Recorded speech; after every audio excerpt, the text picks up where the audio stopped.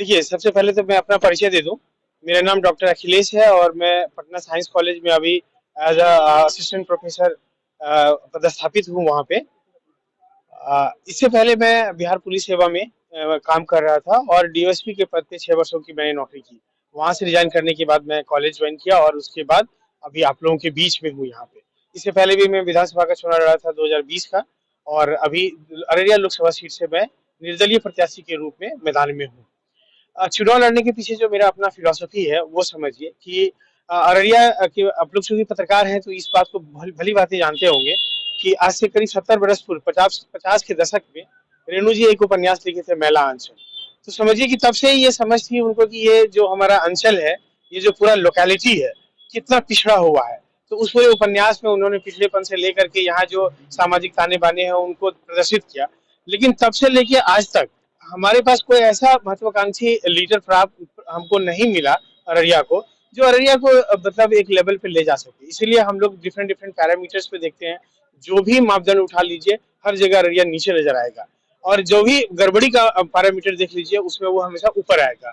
तो यही चीज है जो मुझे आकर्षित करती है और युवाओं के भविष्य निर्माण के लिए मैं डायरेक्ट इस सेवा में आया हूँ ताकि उनको मैं मदद कर सकूं और एक नैरेटिव बना सकूं इस अररिया की धरती पे एजुकेशन का।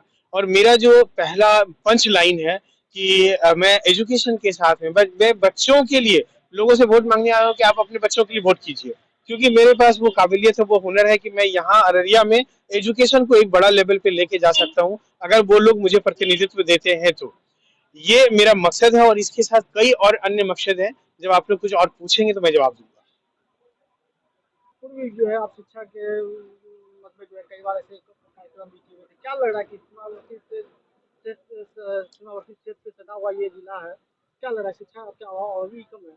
एकदम कम है। आप देखिए कि यहाँ पे आप किसी भी रिजल्ट को पलट लीजिएगा। अभी टीआरई की एग्जाम हुई है, आप देख लीजिए कि उसमें कितने लोग अररिया से पास हुए हैं। आपके गांव में लोग बाहर बाहर के लोग पदस्थापित हुए होंगे, जो शिक्षक अभी टीआरई 1 और टीआरई 2। इसका मतलब हमारा तो बहुत नीचे स्तर पे है। अगर यहाँ एजुकेशन होता तो यहाँ के बच्चे पास करते। मैं सर्वे किया हूँ, पंचायत का पंचायत नील है। तो इस चीज को तो आगे बढ़ाना होगा ना। जब तक नहीं बढ़ाएंगे तब तक हम कुछ नहीं कर सकते हैं। और मैं आप लोगों के साथ आप लोगों के माध्यम से एक अपील करना चाहता हूँ अररिया की जनता को कि आप मुझे वोट दे या ना दे, वो आपका निर्णय है। मैं उसको स्वागत करूंगा, देंगे उसको भी स्वागत करेंगे, नहीं देंगे हम उसका भी स्वागत करेंगे। लेकिन आपसे हम एक चीज मांगते हैं कि आप अपने घर के बच्चों को मेरे मार्गदर्शन में भेजिए।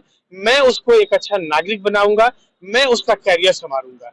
ये तो कर ही सकते हैं ना। तो इसमें तो कोई ये बट नहीं है। आप पार्टी लाइन पे वोट कीजिए, जात के नाम पे कीजिए, धर्म के नाम पे कीजिए, अपने पैर में कुल्हाड़ी मारिए, मेरा उससे कोई लेना देना नहीं है। मैं लेकिन यहाँ युवाओं को निर्माण करने आया हूँ, तो उसमें आप सहयोग कीजिए इसी बहाने और हमारी बात को सुनिए। और यहाँ के युवाओं को हम चाहते हैं कि विश्व स्तर तक लेके जाएं और ये एजुकेशन के अलावा दूसरे किसी माध्यम से नहीं हो पाएगा।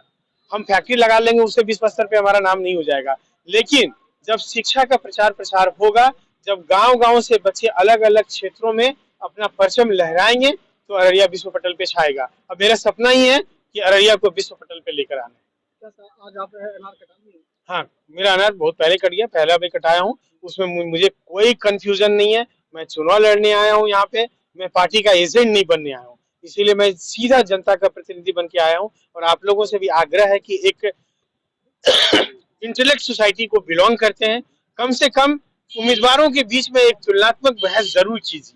मैं चाहता हूं, मैं अपने नाम पे वोट मांगने आया हूं। क्या प्रदीप सिंह अपने नाम पे वोट मांग पाएंगे? क्या शाहनवाज अपने नाम पे वोट मांग पाएंगे?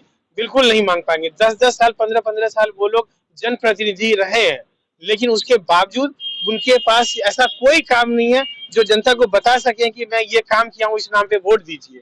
मैं अभी जनप्रतिनिधि बना भी नहीं हूँ। मेरे पास ऐसे दसियों काम है जो मैं जनता को गिना सकता हूँ, आपको गिना सकता हूँ और उसके आधार पर मैं लोगों से वोट मांग सकता हूँ कि मैं आपका सही उम्मीदवार हूँ, मुझे वोट दीजिए। मैं आपको रिप्रेजेंट करूंगा अररिया में। मैं पार्टी को रिप्रेजेंट नहीं करूंगा, मैं जनता को रिप्रेजेंट करूंगा, युवाओं को रिप्रेजेंट करूंगा। यही लड़ाई है मेरी। बाकी जो लोग भी हैं, दोनों दल के जो नेता हैं, चाहे प्रदीप जी हो या शाहनवाज जी हो, ये दोनों दल को रिप्रेजेंट करेंगे, ये जनता को कभी रिप्रेजेंट नहीं करेंगे। यही लड़ाई है मेरी और इसी लड़ाई में मैं चाहता हूं कि आप सबों का सहयोग मिले और अररिया वासियों का सहयोग मिले मुझे। मैं उनका समर्थन चाहता हूँ। लोगों के बीच जा रहे हैं, आप किस तरह का रिपोर्ट मिल रहा है? लोगों को तो हाथों हाथ ले रहे हैं, लोग तो बोल रहे हैं कि आपसे अच्छा कोई उम्मीदवार है ही नहीं। मैं तो कहता हूं लोगों से कि अगर मुझसे कोई बेहतर उम्मीदवार होगा, समझ गए, तो मैं उसका झंडा उठा लूंगा। और मैं प्रदीप सिंह जी से भी आग्रह करता हूं और शाहनवाज जी से भी आग्रह करता हूं कि आप अररिया के लिए इस बार मेरा समर्थन कर दीजिए। मैं अररिया को बनाना चाहता हूं। आप एक पद को इंगेज कीजिएगा, इसके आगे और कुछ नहीं कीजिएगा, क्योंकि पीछे भी आप केवल इंगेज किए हैं।